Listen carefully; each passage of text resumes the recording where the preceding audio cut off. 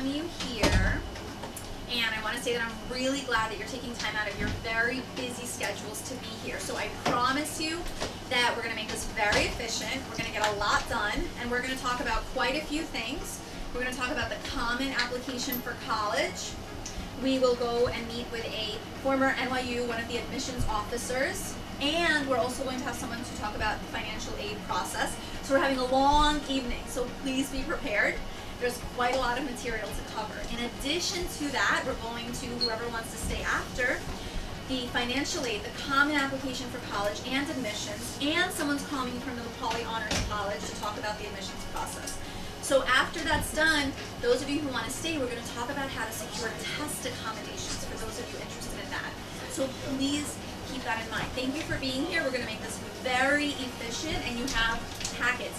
Please hold on to these packets. They're really good, and they have things in them that are definitely going to help you, okay? So keep that in mind. I know it's very overwhelming. When you go home, you'll decompress everything we covered here. Thank you for being here and for trusting your children into this program, because it's a lot of things that I wish I had known that now you here get to know before the madness begins with applications. Okay, we're good to go. We're going to start. Okay, so as I was saying, so thank you so much, Michael, Courtney, for speaking, and for speaking again and again. We have 3 groups here. So I want to say thank you in advance for that. But I want to play a game of true false, being that you worked in NYU admissions for 5 years. You work in admissions. You're Mr. Admissions in my eyes. And I want to play a game of true false, which is what I've heard. And I would like the parents, if you'd like, to help me play this game out.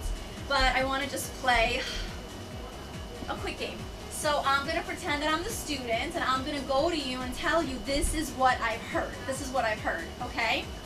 True or false? I can buy my way into college. I'm going to say true if you have that much money. Okay. If you can buy a building, you'll get into any college in America. Is that a good answer? So partially true. Partially true, okay? But for the most part, no. True or false? If I only, being that SAT has a score choice policy, if I get an 800 in math, and then I get a 200 in critical reading, and a 200 in writing, and then I take it the next time, and then I get an 800 in critical reading, the college is going to take my highest scores from the 2 separate tests, and I really have a 1600, and then the third time I have another 800, and I really have a 2400 now. Is that true? So here's what's interesting about college admissions, that when it comes to score choice, you can specifically send a month. So let's say you took it in March, and you took it in May, and you took it in June, and you want to send all 3, they're going to see all 3, and they're not going to want to see that 200 ever. They don't want to see that you fell asleep during a section. They want to see you took it seriously.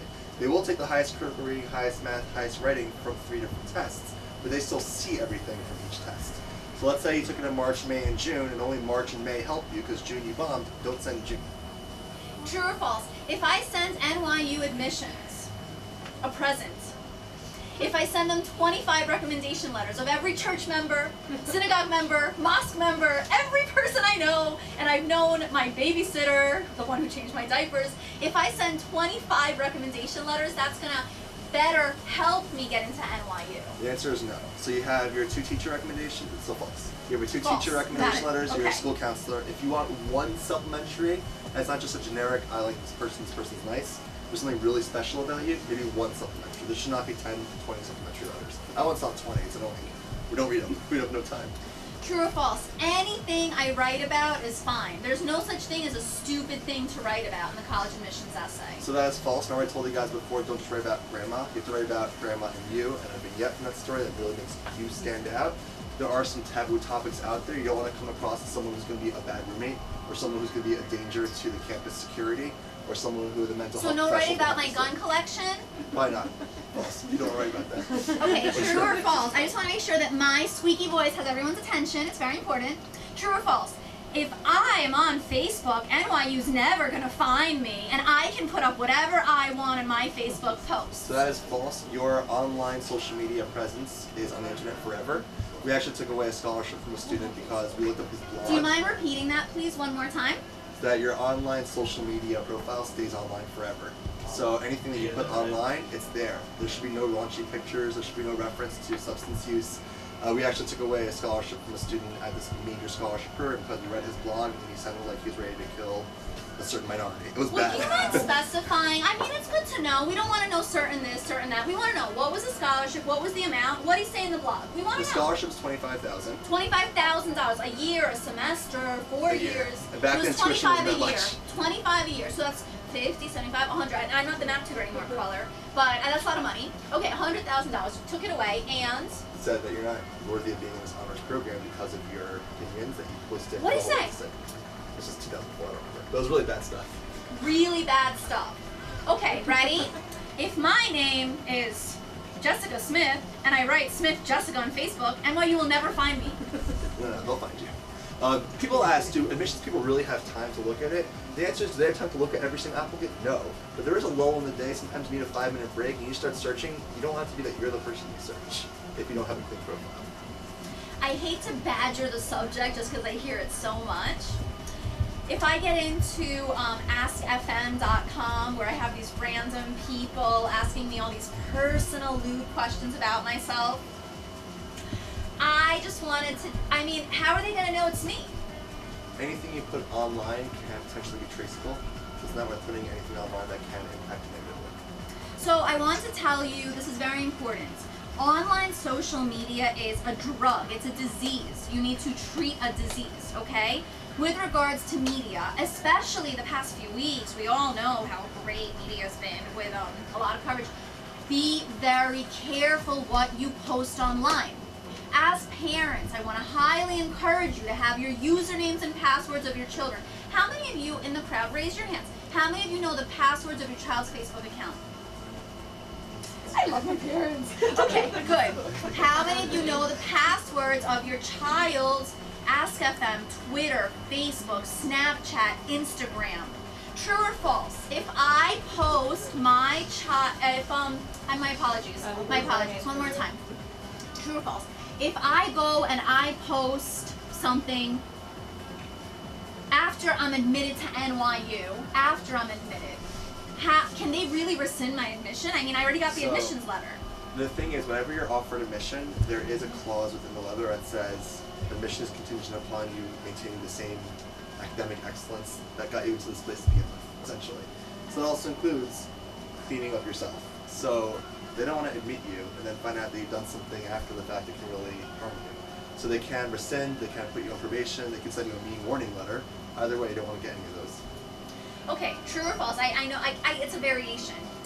After I'm accepted to NYU, I decided that I'm not going to go to class anymore, because who needs class? I'm accepted to NYU, come on. So after I'm accepted to college, can I start dropping classes? Can I go telling teachers what I really think of them? Okay, what can I do? So you're actually not done with high school till you graduate. So you might think you're done because you got an acceptance letter, but they see that final transcript, and if they see a significant dip in your grades, you could lose your spot. If an A- becomes a B+ here and there, it's okay. If an A- becomes a C-, that's not okay. So does anyone have any questions of things that you've heard, of things that rumors or anything that you want to cover quickly while we have an opportunity to do that? So you don't have to send all your SAT scores? You can pick and choose. Now here's the thing that's Score interesting. choice. Here's where it gets interesting. Some colleges will say, we have to see everything. You can still pick and choose, believe it or not. But when you send your SAT scores from College Board, don't they send it in one? How it works is you have to uncheck whatever you don't want sent. You have to as be very opposed to actively careful. send We what you help want also sent. with that here. We help with the application process, so keep that in mind. It's a separate program as you get closer. So we do watch over you. True or false, my high school guidance counselor, Justin Michael Brittany, my high school guidance counselor will take care of all my needs and all my wants, and I should just trust the counselor with my future and my destiny, because the guidance counselor knows best, and the guidance counselor is on top, and that's his or her job. So Depends that's on the what's school gonna that you go happen. to. If you go to a school where there's 500 kids to one counselor, it's not going to be as helpful. If you go to a school where there's a 20-to-1 ratio, probably yes. Depends on where you go.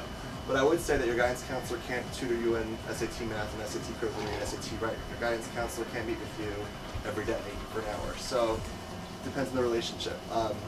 I'm lucky that I have a well-staffed office working with me. I have 4 people working under me, and I have 120 seniors, so we have a really good ratio. You have 120 seniors, and how many do you have? My school, for guidance counselor, 1,000. 1,000. So is the guidance counselor going to be able to take care of every want and need? They'll do the basic superficial. True if you or want more false? in-depth. Just a few more and then I'm done. True or false? As long as I take a math class and I take math, it doesn't matter what level I take. I don't need to take AP. I don't need to take calculus. I don't need these classes. If you're applying to an art school only, true. Art school only But true. if not, you need to still try to maintain a strong curricular rigor. And if you want business or engineering, AP Calculus is huge. So on a scale of 1 to 10, how important is it to try to get into the highest math class you can get into at your high school? So it's important that you get into the class if you belong. You shouldn't be at the highest math class getting C's and D's. You should be at the highest math class and doing really well. I would say that tracking is important, but if you're in the highest class because you know it's supposed to be, but you're getting B's, C's, and D's, it ain't worth it. However, if you can work your hardest to make yourself at the highest class and get the great grades, then it's amazing. B's, C's, and D's, ever. But there are plenty of schools out there that will see those lower grades and be happy with your upward trend, and that the progress you're making every year is important for them. That's essential. Like, let's say in 9th and 10th grade, like, if I didn't have that many extracurricular activities, but then in 11th grade, like, I, like, went full out and, like, I really tried, does that make a difference? Or If you maintain those curricular activities 11th and 12th, that's fine. If it's only 12th where you have a long list, they'll think you're just a serial joiner for college admission purposes. 11th and 12th is better. So AP scores work the same way as SAT. AP scores are not as essential. I'll tell you a dirty little secret why. Want to know why? Colleges care about U.S. News and World Report. That magazine drives a lot of the admission statistics. So U.S. News and World Report takes into account SAT scores. They don't take into account AP scores when it comes to ranking these colleges. So that's why. But can I choose like if the colleges see it or not? Oh, if you want to choose to send, yeah. I mean, I tell my students not to send before senior year because you only have to send it at the end to the one school you're going to. So instead, on the application, you can self-report the scores if they're high, and I write about the recommendation letter. But otherwise, they don't have to send them. But then we'll see that on the transcript if it's taking the class. No, but on that, if you got a 4 or 5, right on the application, you got a 4 or 5. If you leave it blank, they don't know if you didn't even take it. They have no idea. As long as I see it on the transcript. Like Most high school transcripts don't put AP scores. You can find out from your school if they do. My school, I work at, they definitely don't put AP scores on there. What if you go to like a huge school? Like my school has like almost 5,000 kids, and the honor. I mean, let's say you have the grades to get into the honors class, but there is some trouble in the beginning of the year. Like there's always trouble with the schedules always. And when you're supposed to be put into the honors class, then they don't have enough space. So is that like, I don't know, is that your like? That's a good question. Yeah. There is an additional information section on the application where you can elaborate on anything that college admissions people need to know. If you need to tell them that there wasn't enough space in honors because of scheduling conflicts, and even though I thought I belonged in that class, wasn't placed in it, you could write about that. Additional information is a great place to write about. Maybe a life adversity you dealt with sophomore year, they kept you in the hospital for 6 weeks, and you do as well. It's on the Common App. Yeah, it's called additional information. That's where you elaborate on anything that they need to know that they wouldn't see on paper. So I'm so You could sorry to. do up to a certain Okay, for level. those of you who don't know who I am, my name is Nicole. I'm one of the head tutors for the SAT camp. I taught it last year and this year. I went to Harvard for undergrad, and I'm going to medical school in 2 weeks. So that's going to start up real soon. I'm very excited, also very nervous. Any questions about me? Not that interesting. Today I'll be covering the Common App, talking about different kinds of application processes. We'll talk about SAT 2s. Okay, and we're going to talk about the SAT versus the ACT. So if you have any questions, I'll probably stop periodically throughout the session, and I'll ask if anyone has any questions, and I'll address whatever questions there are. Okay. All right. So the first thing you're going to see here is the Common Application. This is the application from last year. The one from this year is going to be released August 2nd, I believe. It should be pretty much exactly the same, though. They don't change very much. The most important part, and the part that's most likely to change maybe, is the essay, and we'll get to that. That's the last thing we'll talk about for the Common App. But the Common Application, as you see it here, Francis kind of cut a little bit of it off with the color prep sticker. But the first part is just basic information: the student's legal name, birthday, email address. It should be very straightforward. As we move on to future plans, this stuff, it's very important, doesn't really matter so much exactly what you say here. This is for demographics, to understand how many of kids coming in intend to be pre-med, what do they plan to study, do they plan to apply for financial aid. This is just for them to understand the demographics of students applying. So it's not going to change your chances of getting in or not getting in. Okay. Similar with the demographics, citizenship, birthplace, should all just be very straightforward, very honest. Any questions about Page 1 is pretty straightforward. Okay. Page 2 is where your students are really going to start needing your help. This is family. This stuff becomes important because it matters to the colleges, whether you went to college, what level of education that you have. It makes a big difference to them. For example, if there's a student whose parents didn't go to college, who only graduated from high school, that shows initiative on the student's part that they're going to be a first-generation college student. That information is very interesting to them. It also gives them an idea of where the student is coming from. What's the socioeconomic background, education background, that sort of thing. I think they ask maybe, no they don't ask. Oh yeah, that's country of birth, to see if this student is a child of immigrant parents. These are all information that's very interesting to them and they use in their demographic background. Okay. And you should preferably sit with your child and do this with them, at least this page. They'll have access to all of this. It's going to all be on the website, which is commonapp.org, I believe, is the website, and they should be able to access all of that, this whole application there. It's all online. None of this is paper. I gave you the paper copy, but you won't ever see a paper copy unless you print it at the end. Okay. Any questions? Page 2? No. Page 2 is also very straightforward.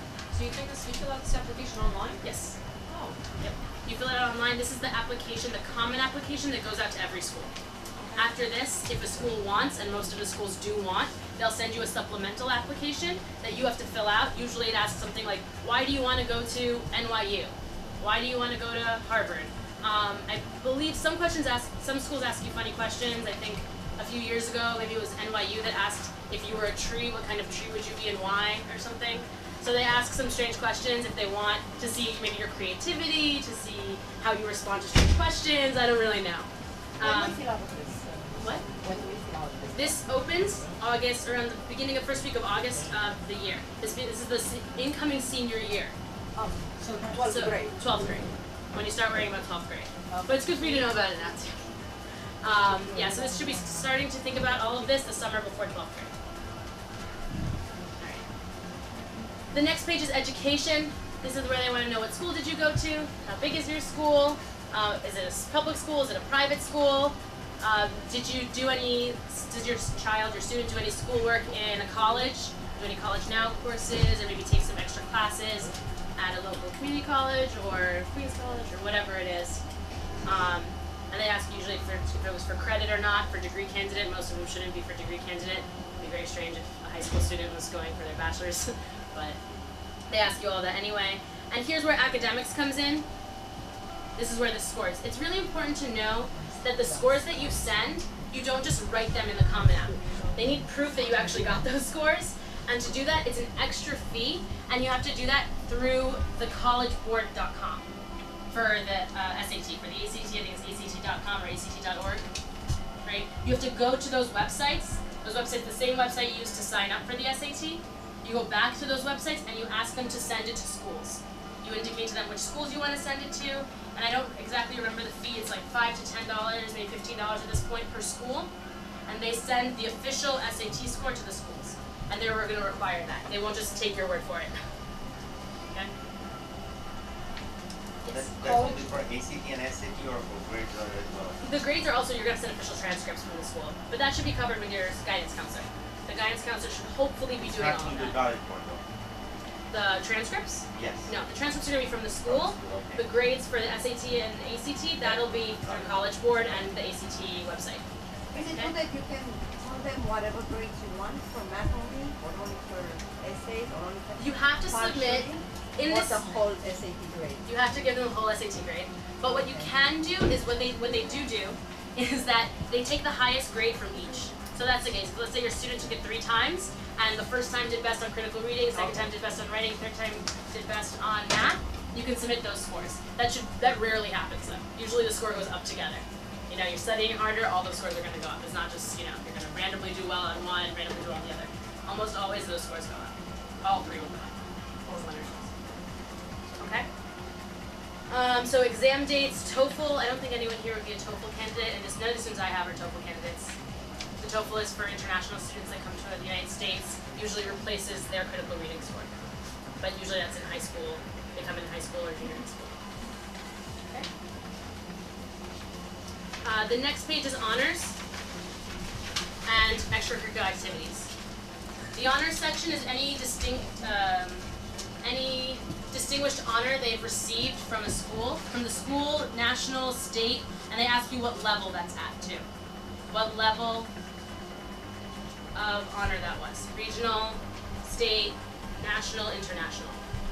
So National Merit Scholar will do really well in their PSAT, become National Merit Scholars. Fill out national, you can write National Merit Scholar. I wouldn't put something like got honors in English one year. This is more distinguished awards that you receive from the state, or the city, or the country. Okay? What if you attend a national leadership forum? Did you get some sort of award from it? Yeah, you got credits and you also got a certificate. If there's an official name to it, you can put it down. And under national then. Okay. Thinking about the congressional Yeah, awards, you told that me. would National be qualified as a That list, would be but national. You will get the paper certificate. He was asking me, I think, if you put congressional award and then the other separate. No, just once. Congressional award, national, done. Don't feel pressure to fill all this out either. They know when you're putting stuff that's iffy. They want to see substance. Okay? This applies also for extracurricular activities. Extracurricular activities is a significant part of the application. Very significant part of the application. Grades are, I know all the students are here to push up their exam scores. But exam scores are only one of, if I remember correctly, a 5-part thing that you need for your application. There's exam scores, there's transcript scores, there's extracurricular activities, which includes they want to see leadership, right? Okay. I'm trying to think of the 5th one. I'll get to it. I'm sure it'll come. Oh, and your writing section, of course. Your writing portion of your application. They want to make sure that they can connect to it. Your personality, who you are. Those are a huge part of the application. So while everyone's here for exam scores, we also have to keep in mind throughout the entire application process, exam scores are just one portion of all of this. And extracurricular activities, this section right here is a big part of where they can see how widespread is this student, how well-rounded, what do they do in their free time? Are they just going home and doing nothing? Or are they involved in some sort of activity? It doesn't matter what that activity is. You can be on the basketball team for 4 years, that looks excellent. Okay? You can do basketball, a sport, an instrument, any club. What they like to see is consistency. They want to see that a student's joined a club and stuck with it for 3 or 4 years. They want to see leadership. They want to see, okay, was the student just a participant in this club, or did they take a leadership role? Or did they become the secretary or the vice president? Do they organize things? And in this little description here, you can write what did you do as part of that club, okay, or part of that activity. They want to see volunteering. Did you volunteer at a hospital, at your local place of worship? They usually don't care what kind of volunteering that is. I think I volunteered at a synagogue, at my local synagogue, and I wrote that I helped the elderly and babysat the children. Maybe in a little nicer language of babysat. But don't they Was an need advisor. for all this? Doesn't it come from school? Like, like the volunteer and all Not that necessarily. There can be, let's say the student is in a league that's outside of school, that can go in extracurricular activities. But should you present letters of the Yeah. That's what I mean. Do you support whatever you are saying? If and they then you- doubt you, they'll Yeah. look for it. Oh, okay. They'll ask you for it.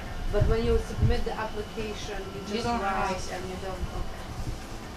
Sometimes they ask for phone numbers or email address of a reference, but you never have to provide a reference. We'll talk about recommendations, and you only get those from teachers and a guidance counselor. For an extracurricular activity, I do swimming every week, but it's not under a program. Like, am I still allowed to put that? What do you mean you do swimming every week? Like, I just go to the local pool. Like, I would do that as Do you compete? Usually when it's something like that, if it's an instrument or a sport, if you compete, it usually can be put in there. Because you see that's how many hours you do it, and maybe sometimes that's what level. Maybe. But I would lean more towards, let's say you play an instrument and you played at a certain concert or at certain venues. Those are things that you're more inclined to do. You had a question? Yeah, it doesn't necessarily have to be in school, these extracurricular activities. The sports, what if you're still taking, like, for me it's figure skating and I'm still taking lessons for it, and same with, like, I've been doing it since, like, playing since I was little and taking lessons up to now. Mm-hmm. Can can I still put that? You could put it. There's nothing stopping you from putting these things down. The idea is that you want to come off as impressive in some way.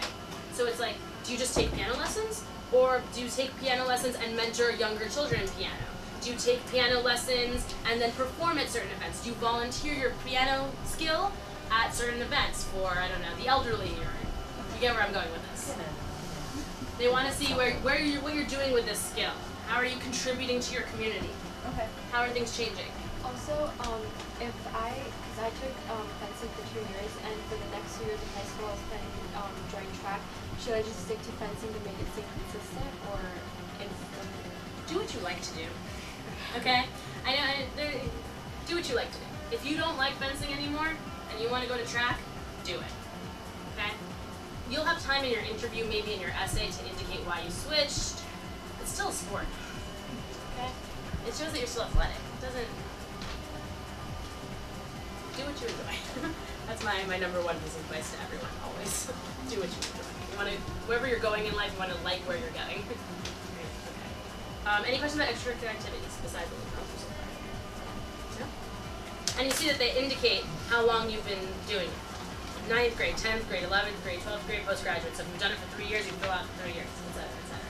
And ask you how much time this is taking up. How many hours of the week, how many weeks per year. They want to see, you're not just like playing piano once a week. They want to see how dedicated is the student to this skill that he or she has started to do. Okay. You have one sentence to further describe each extracurricular activity. So you want to have nice keywords in there, organization, leadership, those kinds of things in that one sentence. You have one extracurricular that you may choose to further elaborate on. And you have about a paragraph. And this is that first part of the next page. One extracurricular activity. Okay? Many will tell you to choose the extracurricular activity that sounds most impressive. I take a step back and say, pick the extracurricular activity that you are most passionate about. Because that's the extracurricular activity that you are going to become most eloquent when you have to speak about it. You're going to most eloquently describe that extracurricular activity, and likely you took a larger role in that extracurricular activity. So your leadership skills are going to look more impressive, your organizational skills, your dedication, your passion. That's what you want to indicate to them. It has to be one of these ones. One of them, yes. You pick one and you further elaborate on what it is you did in that extracurricular activity, why. When you go in for your interview for the college, do they ask you about your extracurricular activities? They'll ask you about. They should see a basic copy of your application, and sometimes they have it in front of them. And they'll ask you to elaborate on everything. If things that they're not sure about, we can talk about interviews as well. I didn't really include that. We can have a little conversation about that. This next part is the most important part of the application. This is your essay.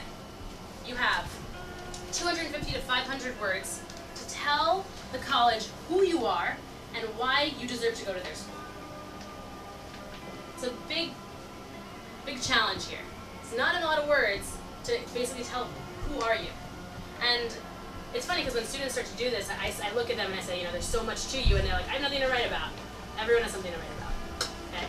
You sort of have to figure out what defines you, and then write about them. It could be an event, it could be a person. They have prompts to give you a little bit of an indication of what things you could write about, and then there's, of course, pick your own topic. So there's no exact limit. But things I suggest, if you're writing about a person, someone that inspired you, make sure you're not actually writing about that person. You're writing about that person, but in fact writing about yourself. Okay? You're writing about your great-grandmother who immigrated to America, It's about how did that event inspire you to do what you want to do? How did that affect you to become the person you are today? It's not actually about whoever you're writing about. It's about you, the student. Thank you. Okay? So make sure when the student's writing that they're keeping that in mind all the time. It's not a lot of words, so the majority of the words have to be relevant to who they are, not who this other person is or what happened during this event. Okay? Make sense?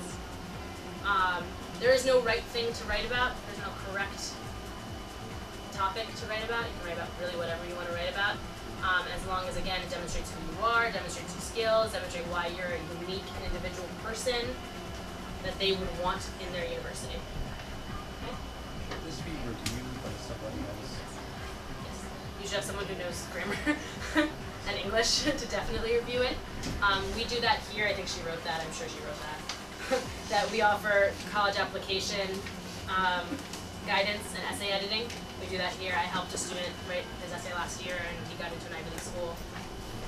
So if you want that assistance from Qualia Prep, definitely available.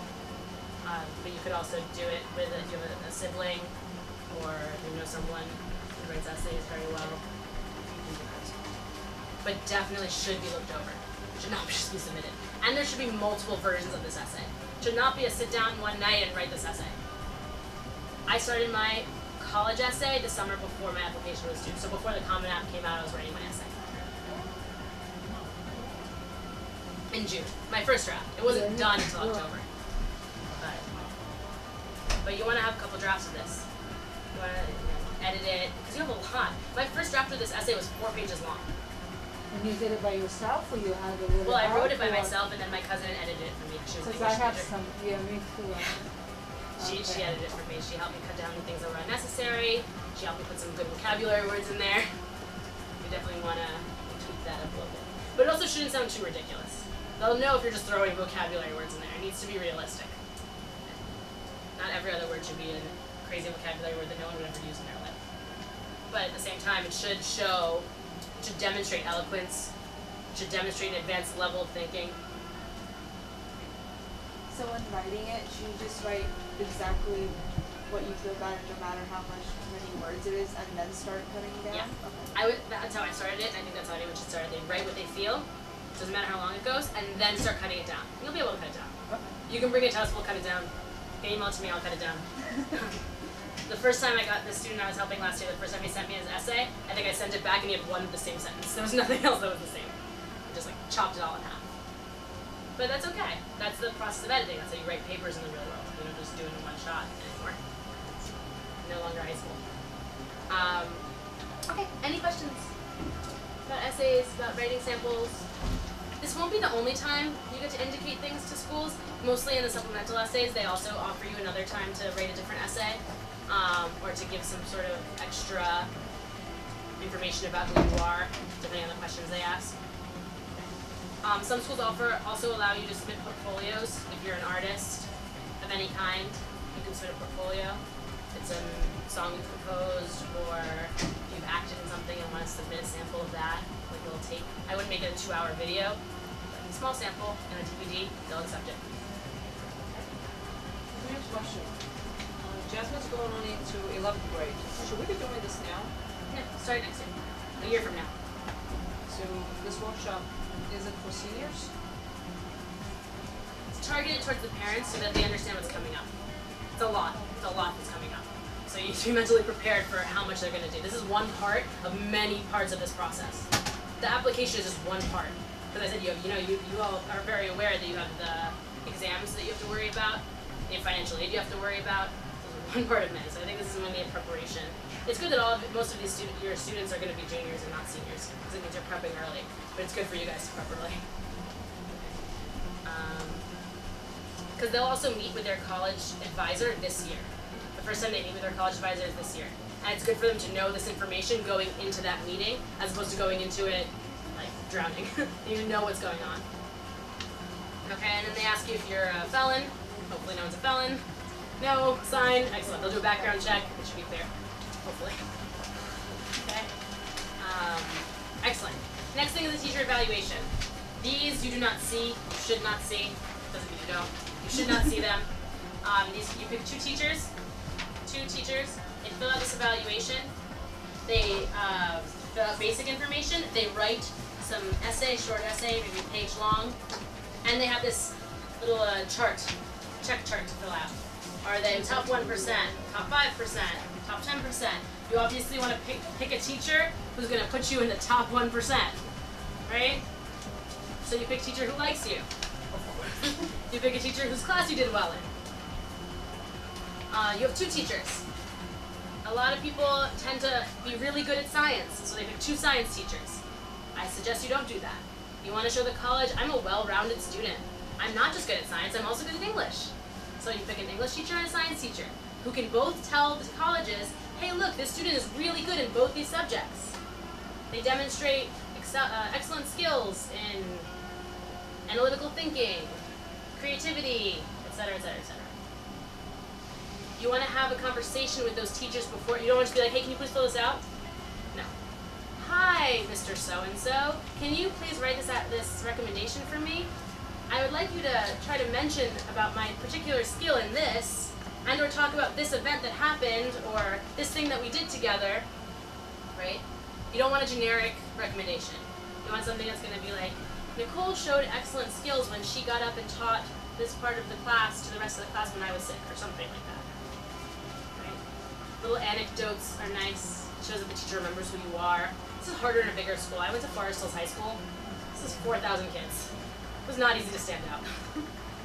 So those who are in smaller schools, this may sound silly to you, but if you're in a school like, Forest Hills High School or Francis Lewis, it was a lot harder to find a teacher that really knows who you are. Good question. So this online application, how teacher get? The teacher does. You print this out for the teacher. They can do it online. They have the option of doing it online, but they are very aware that not all teachers know how to use a computer. They should, but they don't.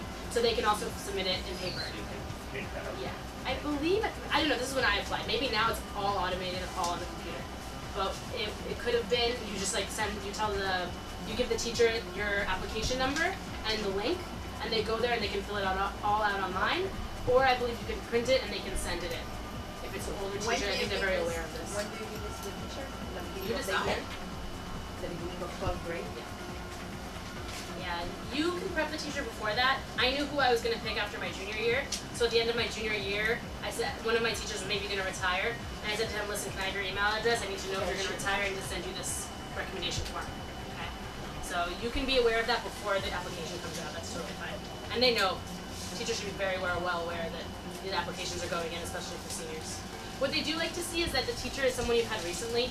They don't necessarily want some 9th grade teacher. A teacher you've had in 11th or 12th grade is going to know you better than a teacher you had in 9th grade. Okay? You can pick teachers you've had multiple times. That's fine too. Questions? No questions? But it's limited to 2.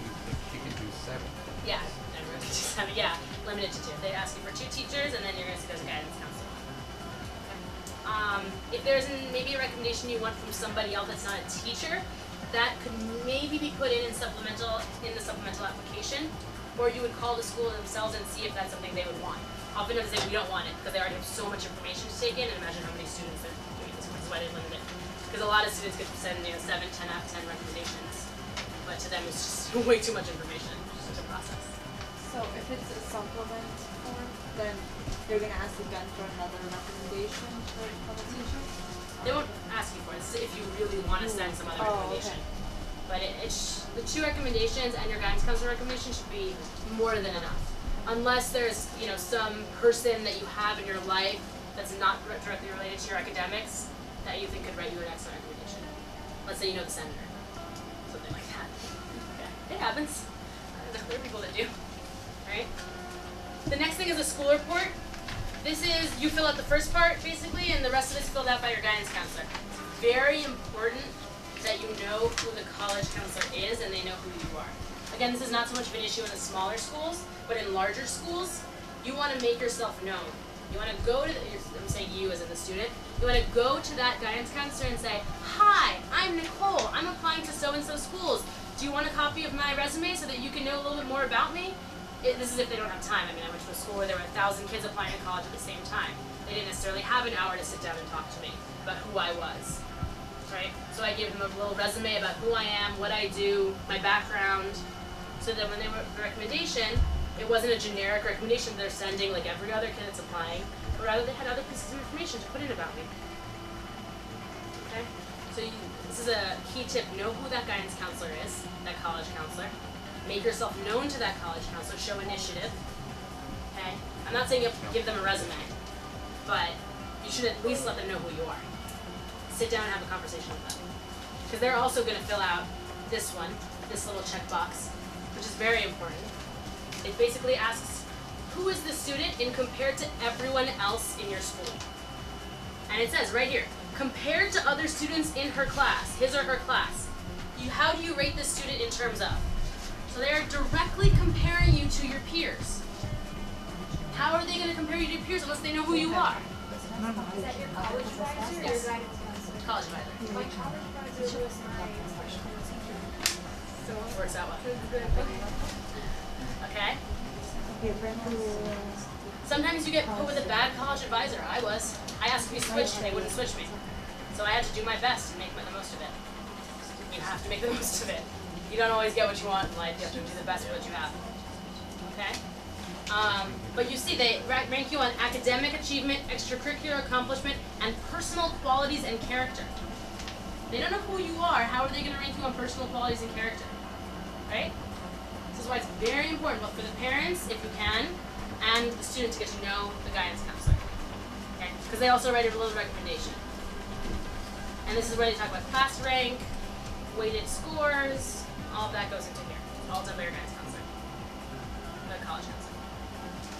Any questions about counselor recommendations, any of that?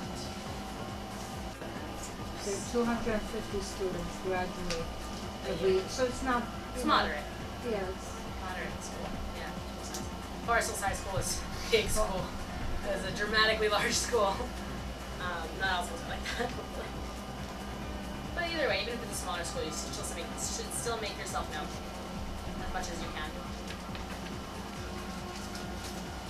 Good. Excellent. And then the small evaluation. Okay. Mid-year report. This is just basically they to make sure that you're keeping your grades up. That after you applied to schools, you didn't give up. Right? They want to see that the grades still up or everything's still okay. Mid-year report. Make sure everything pretty much stayed the same. That's all that is. This next thing, early decision agreement. This is important. Does everyone know what early decision is? Does so anyone that's the know? first applicants that they take. Is that when you? Yeah, it's an early Is it application. two? Early application for Yeah. sure you go there. Yes, there's two kinds. There's early decision 1, early decision 2, and early action. They're all different. Yeah. Early decision 1 and 2 are pretty similar. It essentially says that you're applying to this school. If you get in, you must go. You are signing a contract that says if you get into the school, you are going to the school. And you can only apply to one, most of them. I don't think there's any school that's apply to one. Early decision. Early action is very similar. You can only apply to one. You apply early, but you have the choice later on to say, I don't necessarily want to go here. Some schools only offer early decision. Some schools only offer early action. Some schools offer neither. When I applied, things are different now. When I applied, Yale offered early action. Harvard offered nothing. Okay. I applied Yale early action, and it was accepted Yale early action, and then chose to go to Harvard, which was nice. It was a good, it's a nice chip to have, nice chip to play. I assume there are advantages and disadvantages on both. Once your early decision, you have to stay with that school. You might get a better financial aid or not. This is a key, yeah. That is a key. The financial aid is a tough thing. The reason why I did not apply early decision to any school was because of financial aid. Right. I needed to make sure that whatever school I go to was going to be able to pay for whatever school I go to. And in fact, when I got my Yale and Harvard acceptances, off the record, Mr. Cameraman, when I got my Yale and Harvard acceptances, Harvard gave me a better financial aid package than Yale did. I went to Yale and I said, hi, look at this financial aid package I got from Harvard. Before Can you we match say it off the record, I think that's good to know. Yeah, but I mean off the record, just about the camera. I'm quickly interrupting us with you. After I was accepted to NYU and I applied early decision, my GPA was very strong and I went directly to the Dean of Admissions back then. And I fought for an increase in my scholarship award. I asked for 10, I got 6. And at that time, my mother called me and she said, they gave us $3,000 for last semester and they're crediting us 3 for this one. And I remember being upset that it was 6, not the 10 I originally wanted. So by going one time after my acceptance to NYU, and by showing them that I'm a good student with good grades and good standing, I want more money now. They said yeah. So I just want you to know that even once you're in college, you can continue to bargain in terms of amounts, okay? That's on the record. Thanks, NYU. All right? Okay. So that's an advantage also early action for schools. But yeah. Is it possible that, for example, if you go with early decision, you get a package, whatever you get, and later on that package goes better in sale, and then you're gonna say, oh, I should not have Yeah. gone for early decision. Why did I wait? No, it's possible. That is one of the things a lot of people are afraid of. Yeah, people are afraid. Most hopefully. Commit, one shot in the early. Hopefully the schools understand that, and you can go and bargain with them, just like Francis said, or you can talk to them and say, listen, this is my situation, can you please do a little better for me? It's not a guarantee though. That's why early decision is a little bit of a gamble. But you have assured your place in it. That's the point. Yes, that's a nice thing. And it's a very, very nice thing, because at that point, early applications start in October, right? You get in by November. Most applications haven't even gone in until December. So you know where you're going by November, and you don't have to worry about anything. That's it. You're done. Easy stream. Easy stream doesn't matter. It's done. When I got into, I had 15 applications lined up. I was applying to Tufts, BU, NYU, et cetera, et cetera, et cetera. I got my Yale early acceptance in November. I just threw all those applications up. I was done. Maybe it's worth it if you put in the balance. You are in, you are done, and even if you pay a little more, probably a couple thousand more. There's also early action. Early action is a great option. There's a lot of wonderful schools that offer early action. Yale offers it. Hofstra. I don't know. Just check for school. Let's turn this around the opposite way. Is it a bargaining chip if you go to a college and say, you know what, we're not going to ask for anybody to play the ball? No, they just No. because financially is mainly based on your, like the parents' financial status, socioeconomic status, how much money they're making, how much they own. You must fill out the FAFSA. FAFSA and CSS. I don't know if there's someone to be talking about that, but if you want financial aid, you must fill out FAFSA and CSS. And you do that for the rest of your life. I'm still filling out FAFSA. CSS no longer, but I applied to medical school, and I recently had to apply for a financial aid package for medical school. I had to fill out FAFSA. So FAFSA's there for the rest of if your they life. see the parents make a little bit more money, they might cut you from financial aid. Oh yeah. So it's And there's better no like declaring independent. It's better part to bargain without suffer. So you can go to No, you need to fill out FAFSA. There's no, like I had to fill out FAFSA before I even applied for my application. Like they need to know that. It's supposed to be considered separately. They're not supposed to look at that when they're looking at your application. On the record, they're not supposed to. I don't know. I don't know. But I've heard that they do. I really don't. If you apply for early application, you did not get it, so you're just out of that school. So there are three options, right? You get acceptance, you get deferral, or you get rejected. If they see you and they're like, maybe, they'll defer you into the regular pool. And then if you get in regular pool, you don't have to go necessarily because you're in the regular pool now. It's not an early But decision. you do have a chance for that. Yeah, some schools will defer you, some will reject you, some will accept you. Off the early action, early decision list. Okay. Any other questions on early decision? No. Some people always ask me whether more people get in off early action, early decision. This is a loaded question because obviously the people applying early decision or early action are students that are more well prepared. Right? These are people who have done everything in advance. Don't have to take their SAT again in November of their senior year. They've done it in their junior year. They finished it. The last time I took my SAT was October of my senior year. But I had my grades in by November by the time they needed it. Or by the time they needed it, my grades were in. Okay. What means when the school says we will accept on homecoming basis? Like for example, Hofstra. Mm-hmm. I mean, you apply, they will evaluate. Rolling accept. admissions? Yeah. Rolling admissions essentially means that they, as they get applications, they evaluate you. So it's not all at once. Yes or no. Yeah, you know yes or no, they tell you as you go in. So it's better to apply earlier because you're considered earlier and they have more spots for you, right? Say they have 500 people in a class. You apply on the first round, there's 500 seats that you have a choice from. You apply towards the end, there's only 10 more seats, let's say. Right, so obviously if it's rolling admission, you better get those applications like the first 2 weeks that they're open.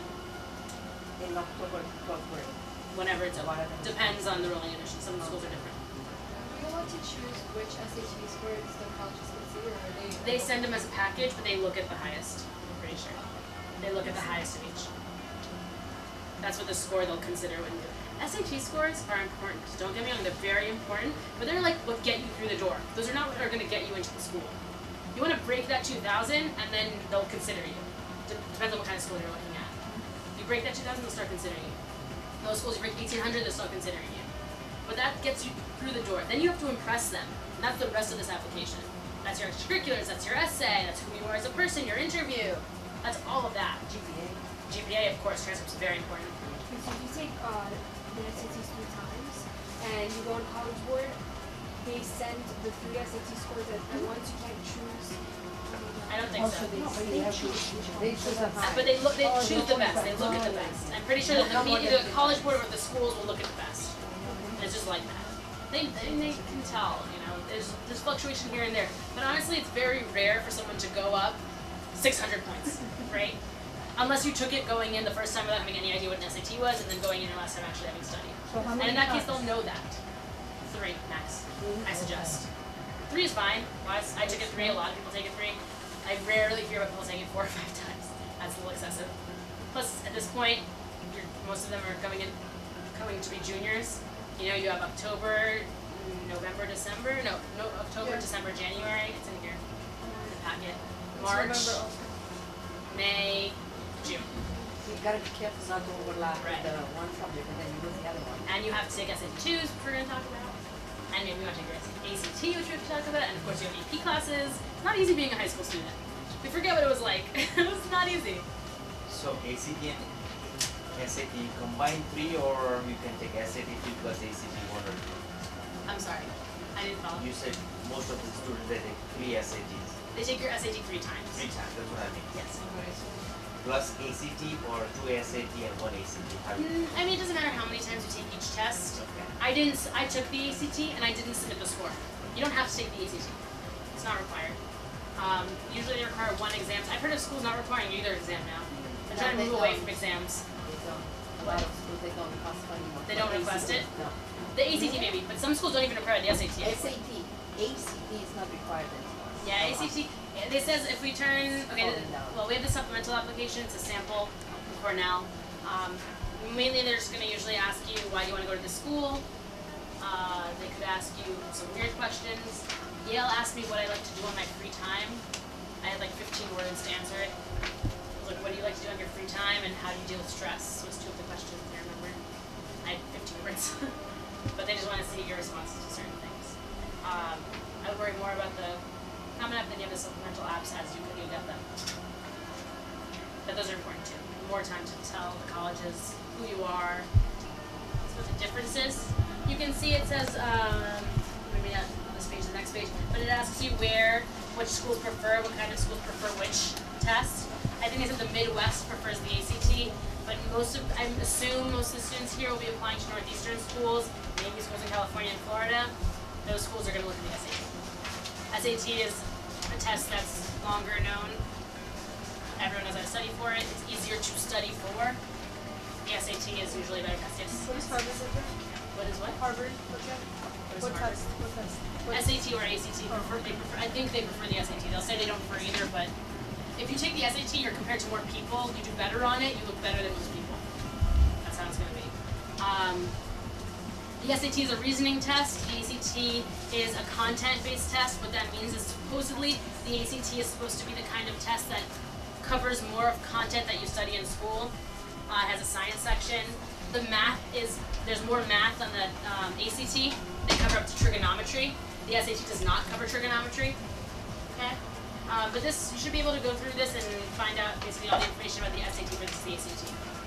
And at the very end, they have the websites, collegeboard.com versus ACT.org are the 2 places you sign up for the exams. There are 2 different companies that run these exams, so it's not even done by the same people. If you're considering taking the ACT, remember it's a whole other set of books you have to study for. I made the mistake. People told me, oh, this was new at the time. I was spent 8 years ago. Not 8 years ago.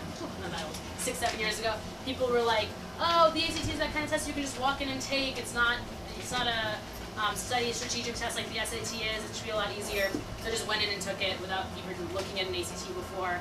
Shouldn't do that. You should look at an ACT before you take it. And so I just decided not to submit the score, which you can do. Even students that have a high income are eligible for financial aid. Depends on the school and how much money they make. Harvard offers financial aid to anyone who makes under $120,000.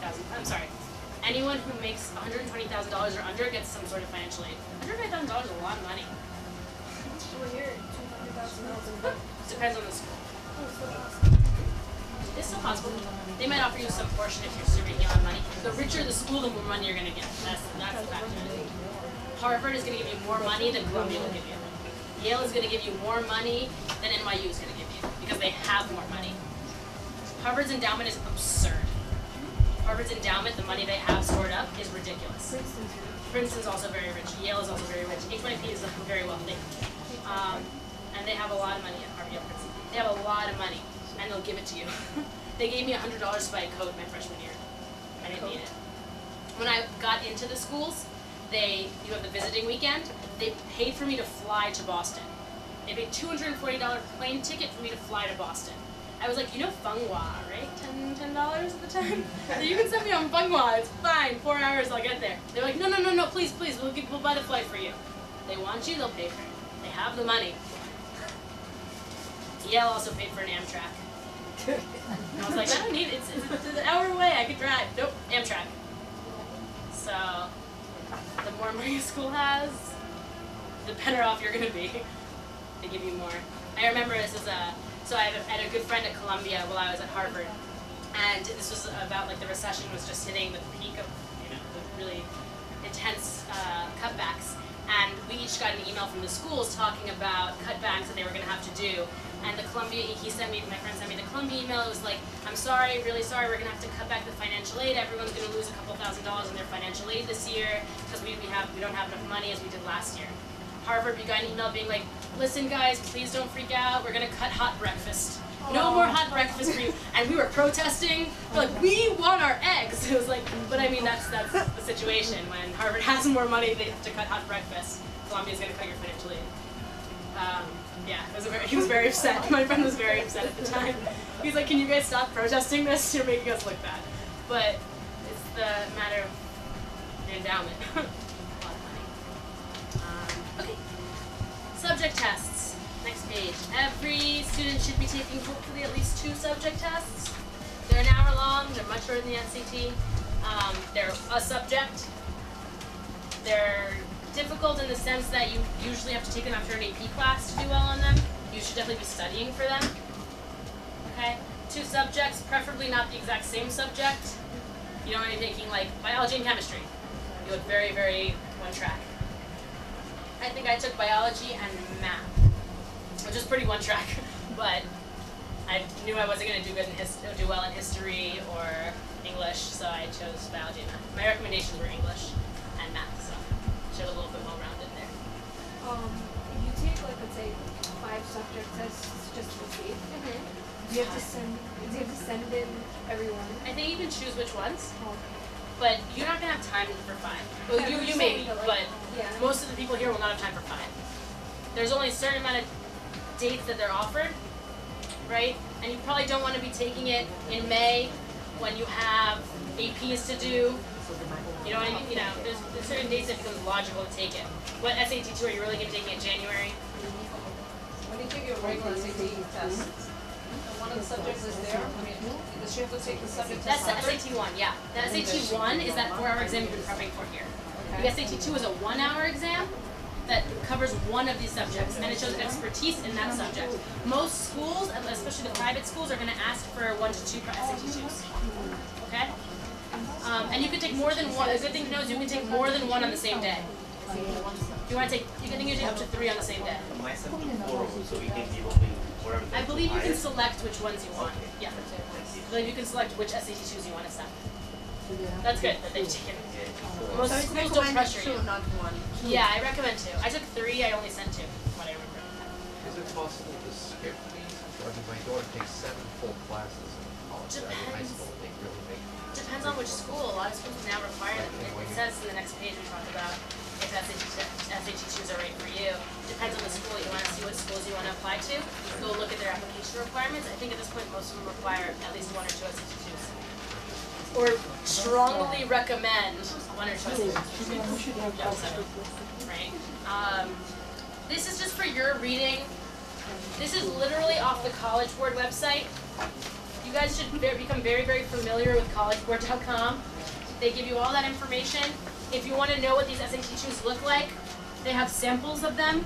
They have sample questions of them. I know one of my students recently went on the website and browsed through sample questions and decided she wanted to take Biology M. Right? So before deciding necessarily which SAT 2 you want to take, you can go browse them, take sample questions. All this information that I printed for you here, these two subjects, articles, they're from the College Board website. So I just printed it for your convenience, but just know, I think I left the links for them probably on the first page, I think. Yeah, here, SAT College Board. Okay.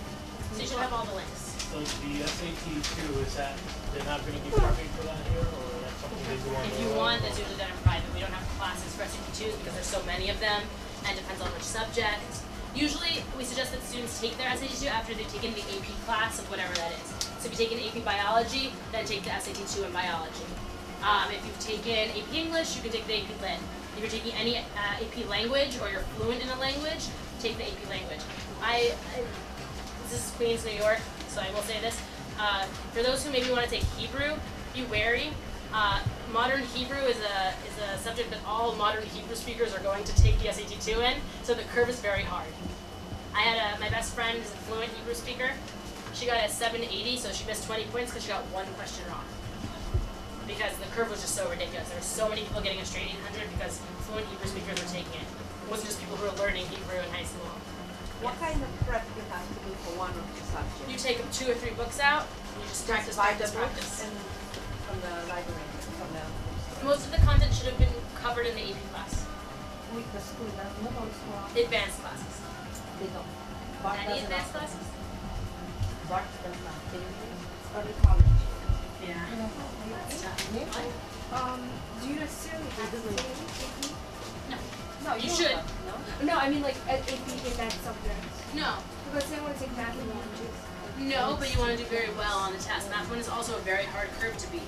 Math 1 is easy math. When I say easy math, I mean it's the same math you're going to get on the SAT 1. People who are taking calculus and do well in calculus might take SAT Math 1 because they know it's easy. SAT 1 is easy. And if you're like at the average, that curve is going to hurt you a lot. How do colleges see that you took AP classes? It's in your transcript. So all in your transcript. And in the part of the application that's for your guidance counselor, they ask how hard of classes do they take. So for a school like Bard, where they don't have AP classes, they indicate how the difficulty of their course load in that section. How much did this student challenge themselves? And they'll put they took the hardest classes they could have possibly taken. Bart kids, for example, they finish with 60 credits in college. Yeah. So that counts a lot also. Yeah. Somehow. Depends on the school. When is the curve usually lower for SAT? Like during what time? It should be standardized. It should be pretty much standardized. I know a lot of people say take it in January. It's pretty much standardized. Yeah, because like someone told me that if you like the last test, if you take it then, like supposedly if you get like a 2100, you'll get like an 1800. People say a lot of things. It would never be that dramatic. Maybe by 10 points you'll see a difference. It's never that dramatic. You can look at the curve. You have that blue book. You can look at the curves in the back. They don't change here from here that much. So my son will take AP chemistry. When is it better to take the test? Like at the end of, If you know, it's, like yeah, what would at the you? end, May. I would suggest May because it's around the time you're taking the AP test. You can just knock them out at the same time. AP and Tell him. yeah, it'll be a little stressful because it's going to be AP and SAT you're worried about. But if you're doing well in AP chemistry, just knock them both out. Or you can take it in June, right after the class. But then you have finals to think about. There's always something to think about when you're a high school student. A lot of stuff to worry about all the time. Okay, maybe she has one more page here. Yeah, she put some more common application essay prompts. And there's a little schedule here. I put freshmen and sophomore, even though most people aren't freshmen and sophomores. But this is sort of an idea to look at to say, where should I be? Okay, I'm really excited to introduce you to Michael Courtney, and he will tell you so much about himself, but the most important thing is that he knows everything you need to know about college admissions for a lot of reasons. But he works at NYU in the admissions department how many years? 5 years. And what do you do right now? Now I'm director of college counseling at a high school in Riverdale. He's the director of college counseling at a very well-known high school. It's in Riverdale. And he's going to share, as I have requested, he's going to share some really black and white information about college admissions, what you need to know, and then I would love to play a little true-false game with you about what the kids tell me versus what reality is. So I'll let you get started, and I want to just remind you, this is your opportunity as parents, and for those of you students who are here on behalf of your parents, this is your opportunity to ask the real questions that you're not going to get to ask later on.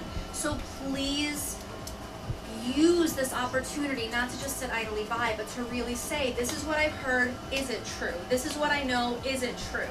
Please, and then after this we will discuss financial aid regarding that, and we're also going to discuss extended time for those of you who may want to know, or you may have a friend or family member who wants to know about, accommodations for testing.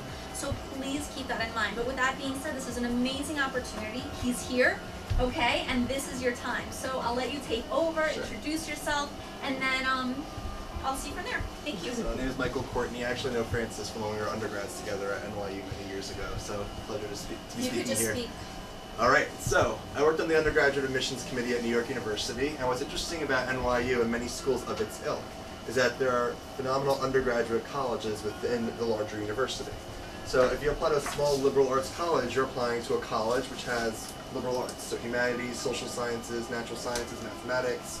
You're applying for admission to the college.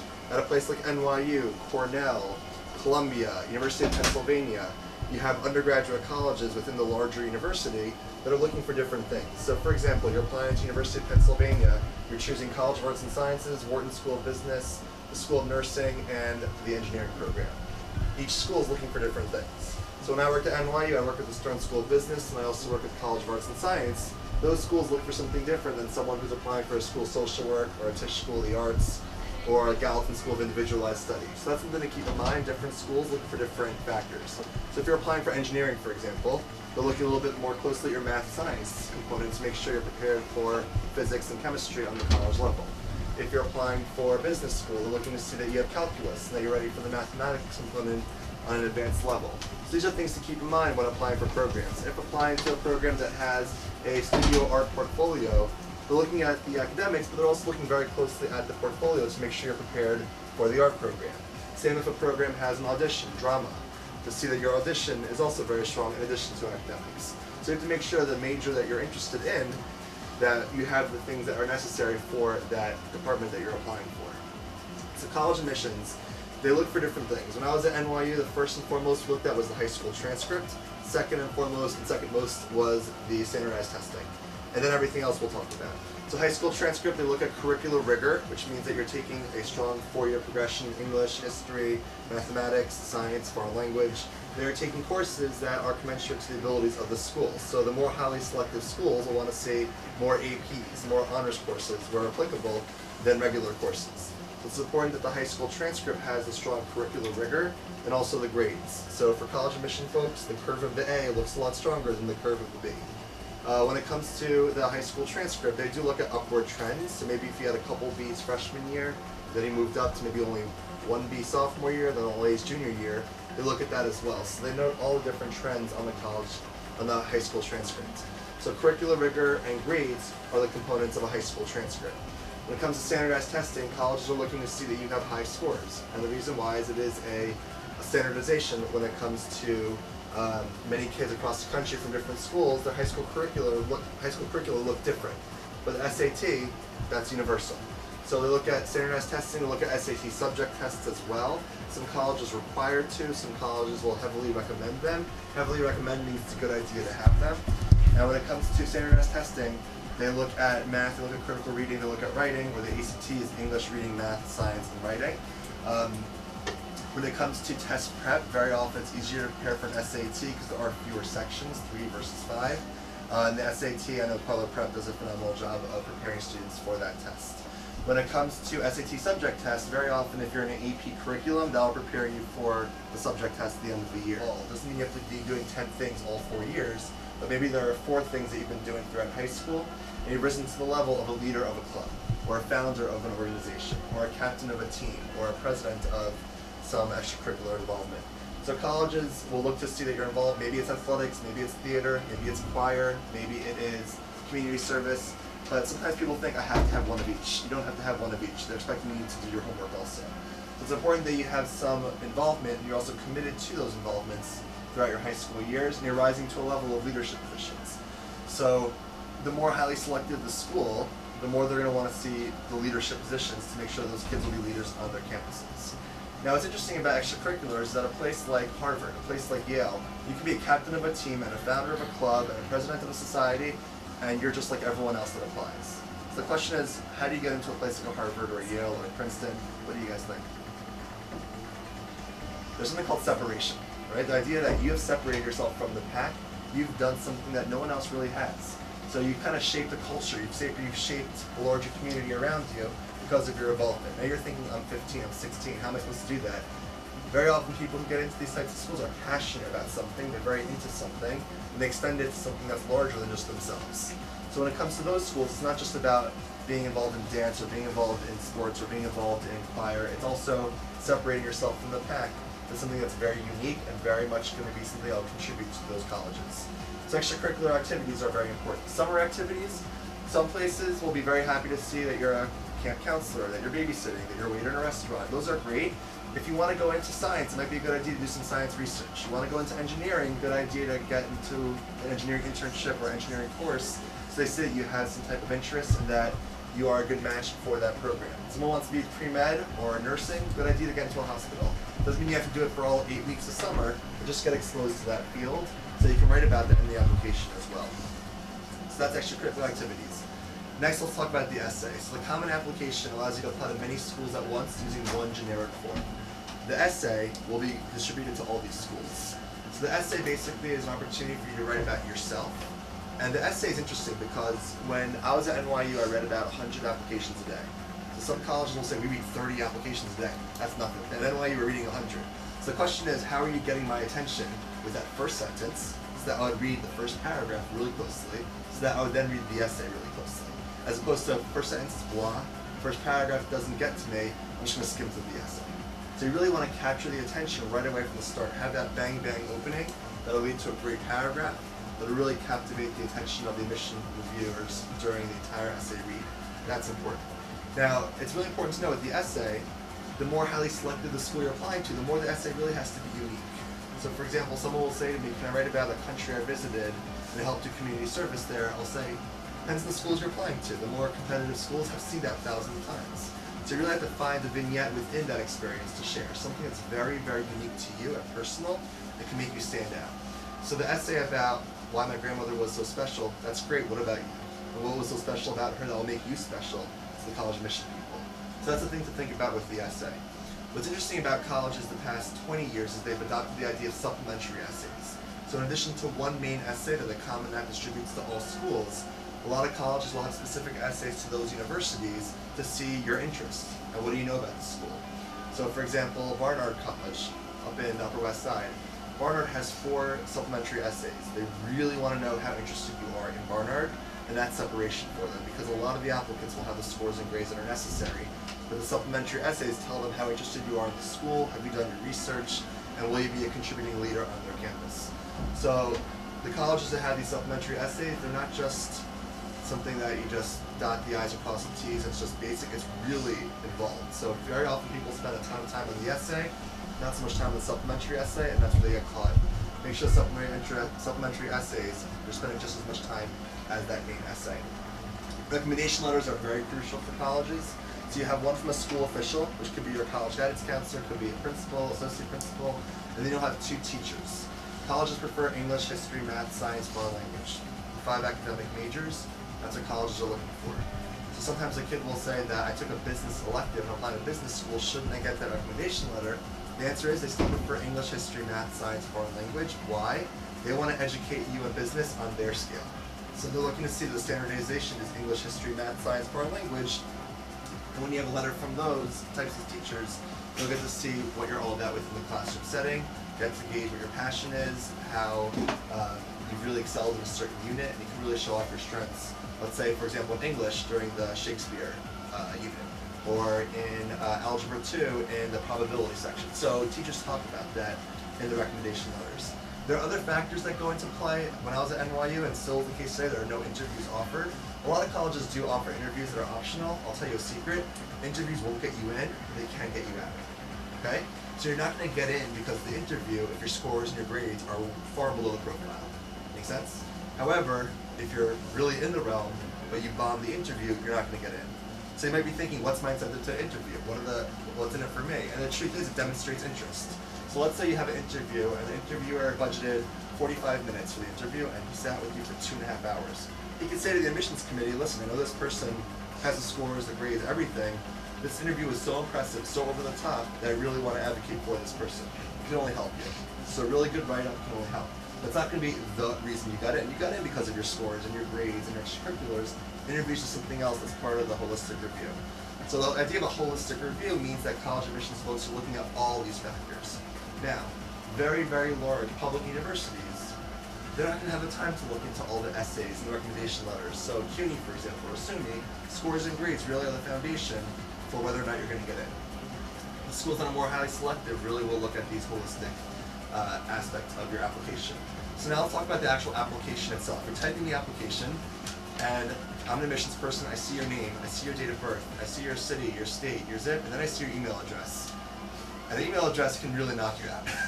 So whatever your email address is now, make sure it conforms to the social norms of first name dot last name at something, or first initial dot last name. It shouldn't be, I once saw XXX bootylicious XXX. It doesn't say a lot about you positively if that's your email address. So after we see email address, they also will look at your parents. What do they do? It has parent occupation, mother occupation, father occupation, where parents went to college. Why do you think that information is important? Know where you're coming from. Very often, if the parent went to that school, legacy is very helpful. Or it's important for college admission folks to know if both parents are unemployed and the student's overcoming these hardships. Or if one parent is ill and not able to work, and the other parent is working 2 jobs. There's life stories here. And college admissions people are looking at the life story, not just the score and grade at these more competitive places where all these holistic factors take into account. College admissions people will also look at the application and see, for example, on the college admissions counselor at the high school has to fill out a section that includes different checkboxes. So to see, are you just average, above average, good, excellent, these things are important. There's a lot of factors that go into the application. When I was at NYU, I remember one time I saw a student with an extracurricular chart that was completely blank, except for one activity, sophomore year girlfriend, 35 hours per week. So that's a lot of commitment. That's not a 4-year commitment. So try to think of things that you've done. If you haven't started already, keep a long list running of all the things that you're doing so that you have stuff to put. There's also an honors section, and that's important if you have, for example, Intel semifinalist, or you took the National Latin exam and got a gold medal, or you're involved in Science Olympiad. These are things that are important to put in the honors section. So there's many different components to the application. When I was at NYU, we divided kids into 3 different categories. Admit, first read, no one else needs to see the application. Deny, first read, no one else needs to see it. And a lot of people were in the middle.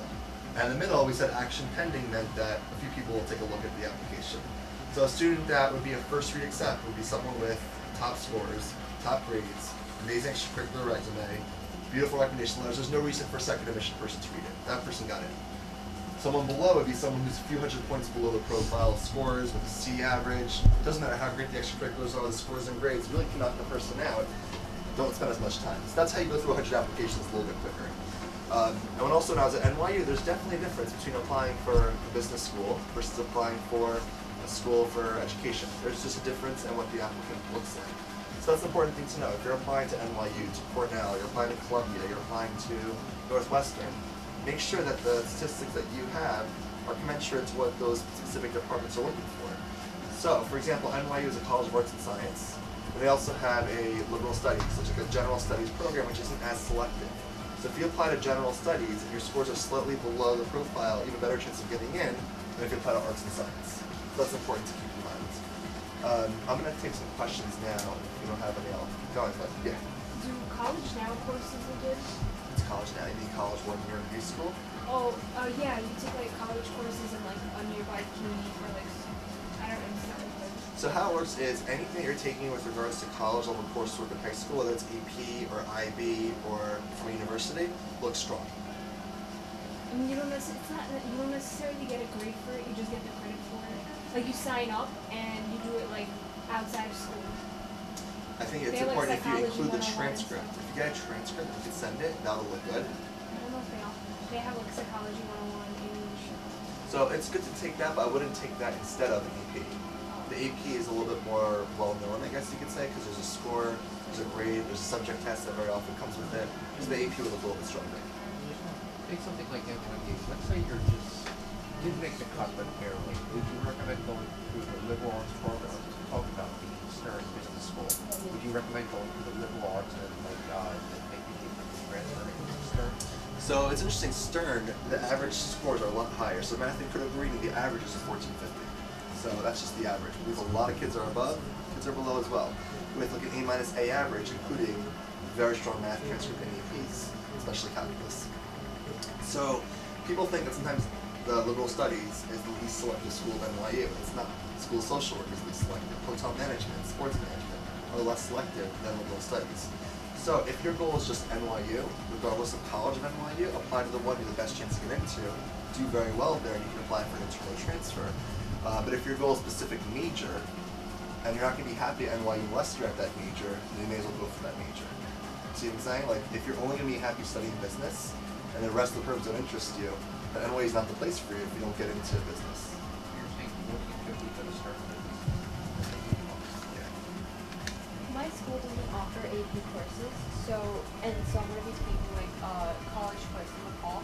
Does that kind of give me a disadvantage? Good question. So every single high school has something called a school profile, and they send it to colleges with the application. The school profile tells the college admissions people what this school has to offer, and they'll see your transcript, how you're maximizing the school's availability. So if the school doesn't offer APs, you can't be penalized for not taking APs. If the school offers only 3, the hope is that you're taking those 3. If the school offers only honors courses, the hope is that you're taking honors courses at these most highly selective schools. But it should be mentioned in the application by the teachers, or? They send in a school profile, and the school profile will say exactly what the curriculum is like. So for example, the school I work at, we don't let kids take more than 4 APs. So top students will be taking 2 junior year, 2 senior year, or 1 junior year, 3 senior year. We make sure those college people know that you can't take more than 4 APs from high school. Is it true that colleges only see your junior and part of your senior year transcript? Not true. Colleges see 9, 10, 11, and the courses for 12 for early.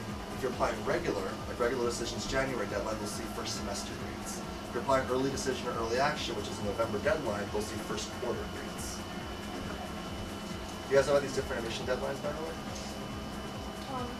And over the summer, NYU offers like this week thing for medicine. You go for like a week and you like hang out with doctors and help out, whatever. And let's say if you're applying to NYU, you would put that under extracurricular. It's okay if you put one week. It's fine. Yes, but if you have other things that are more impressive, I'll put other things. However, if you get a transcript, you could put that down in the college application and then send the transcript. Guidance counselor could put it in, right? They put in the recommendation letter also. Yeah, yeah. The thing to know is that a lot of colleges, Columbia, Barnard, NYU will have a summer program. That's not going to be the in for the school if you don't have everything else. That's just another factor that helps you. So if your scores and grades are well below, it doesn't matter that you took a summer course now. Yeah, but like let's say you didn't have the grades. So That's something else that's a nice positive factor. Exactly. If your SAT score is below 2,000, would you take early application or you go for regular? So if you're applying early decision or early action to a college, which is usually a November deadline, you'll want to have taken the SAT by October. November you can take if you're a competitive applicant, meaning that if you're not far below the profile, they'll wait for November score. But a school like Michigan, for example, which has November 1st, they must see everything in by November 1st. So if they get a score in November, they're not going to pay attention to it as much. No, if you take in October, I don't think so they have results available by. They will. They will? Yeah, they'll consider it October, absolutely. Yep. So a reason to apply early decision means that you're getting married. This is the school you want to go to. If offered admission, you're going there. So for early decision, you don't have to show an upward trend for first semester senior year. I'll get to that. Sure. So for early decision, you don't have to wait for first semester grades to show an upward trend. You already have the grades the first 3 years. Early decision is getting married. Early action, you're kind of dating. You're kind of thinking of getting engaged. You have a few schools you can apply early action, but you're not committing yourself. You still have until May 1st. So how does it work? With financial aid, there's something called a net price calculator on every college's financial aid website. And you can actually look at every college's financial aid website and put in your data from the previous year. So around 2014, you plug in your 2013 tax numbers. It'll give you an estimate of what your family contribution would be to that school, what a financial aid package could look like. So you shouldn't apply early decision if finances are a consideration until you see that net price calculator. Keep in mind that if you need to compare financial aid packages, early decision doesn't want you to do it because it bumps the mission and expectation that you're going there. So you cannot buy them because you didn't fill out FAFSA. FAFSA you fill out in January and you apply in November, October. For example, Hofstra, I apply in October, November. They have early action, but not early decision. So the school's early action is much better because early action you're not binding. You're not bound to go to that school. It's only early decision where you're bound. So early action, you have to have FAFSA or not? So you'll do FAFSA whether it's early decision or early action or regular decision. FAFSA you can file in January. They're doing in January, they're doing later. Because what happens is when you apply, they're going to admit you based on your profile and not based on what the finances look like. So I cannot bargain for money then? You don't have to bargain yet. You have until May 1st to decide where to go. So they'll give you a financial aid package once it's your FAFSA by April 1st. Then you have that month to negotiate. Oh, so I'm not quite keen. It's Right. just, When you look through your early decision applicants, do they have like a better chance of getting in? Like Early decision, historically at all these schools, chances are better. It's a smaller pool. They take a very large percentage of the class from early. University of Pennsylvania takes 50% of their class from early decision. it's more biased? So it's not more biased, it's just that they know that they have you. They know that you really want to go there. Whereas if you apply to Penn regular decision, Penn might think they might come here, they might go to Princeton, they might go to Columbia. We don't know if we're going to get this kid. So that's why early decision, they know they have you. Doesn't mean that the profile of the student is much weaker than a regular decision. It's still a very sharp profile. However, because there are fewer applicants, their chances are a little better. But we're not talking, 30% chance of getting in early and 2% regular. So these colleges round out at about 7% admit rate. I mean, it's 15 to 5. The difference is not that humongous. so But can you bargain to do early decision? what do you mean bargain financially? Financially. I Or mean, you're colleges limited. don't want to admit you, and then they don't retain you for 4 years. Meaning, they wouldn't want you to admit you. You go for 1 year, then you can't afford it, and then you have to transfer out. However, you shouldn't be applying early decision without knowing beforehand what your estimated family contribution figure will look like. That doesn't stop me to bargain and ask for the price. You can, but let's say they gap you $30,000. Okay, they're not going to give you $30,000. They might give you $4,000. But that's why it's important to really look into the financial picture before applying. Other questions? All right, so it was a pleasure. Nice to meet you guys. Thank you.